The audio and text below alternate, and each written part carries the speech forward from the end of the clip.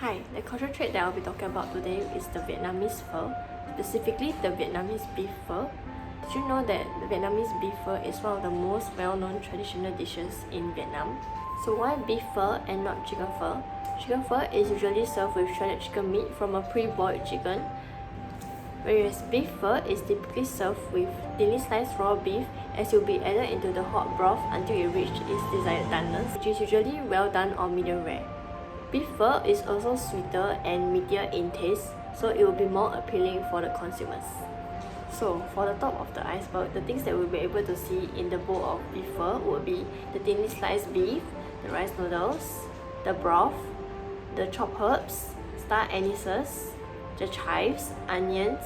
shallots, fresh ginger, and the cinnamon sticks. For the bottom of the iceberg, the things that we'll not be able to see in the bowl of beef pho would be the long cooking process of 8 to 14 hours to get the perfect flavors for the broth, the sirloin steak or the round eye steak to get the thinly sliced raw beef for the perfect fat to meat ratio, as well as the cooking duration of the rice noodles so that it will be soft enough but also not too soggy so that the consumers can have a nice bite and chew of the noodles. Additionally, the history of Vietnam is also seen in this dish, as the beef pho originated from a Cantonese dish called Nao Yak Fan. As well as the Vietnamese push for self-determination, as the process of this dish tells me that the character of Vietnam people are very patient and resilient, as it is a very tedious process for them to put in so much effort and time into making a dish.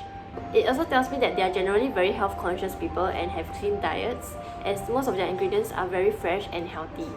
So during my global studies trip to Ho Chi Minh in Vietnam, I actually went to try the pho but without the beef, as I cannot eat beef, and the broth is actually very flavorful even without the beef slices, and the texture of the rice noodles went really well with the broth and it was super good. On the last day of the trip, we also went to try the halal version of the pho. So the pho is actually served with some kind of leaves, bean sprouts, lime, and 2 different kind of sauces that you can add onto the broth to enhance the taste of the broth, so everybody can add the sauces to their own liking and to their own taste. After researching about the Vietnamese beef pho, I feel like I have learned a lot more about Vietnam's traditional food and culture, as I have learned about how much time and effort they put into making each and every dish and the amount of meaning it carries, as every ingredient and step to making the Vietnamese beef pho is key to giving the consumers the best experience.